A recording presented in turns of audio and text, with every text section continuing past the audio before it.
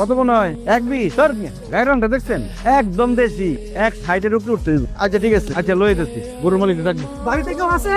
আসসালামু আলাইকুম চাচা, একটা প্রস্তাব নিয়ে আসছিলাম। আপনার এই গরুটা আমার খুব পছন্দ হয়েছে, এটা আমি কিনতে চাই। গরু কিনতে আইসো? বললাম না গরুর ব্যাপারে বেচুন না। তাহলে 90,000 তুমি একদম ক্যাশ।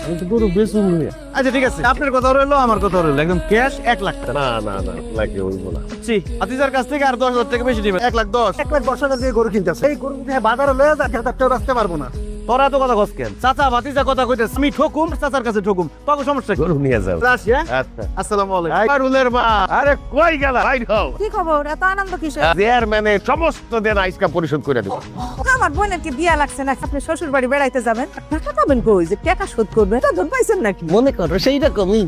এই কথা কিন্তু পারুলটা বলা যাবে না। পারুল জানানো যাইব না। এটা তোমার পরে কব। নবাব, নবাব, আপা, নবাব রে দেখছো?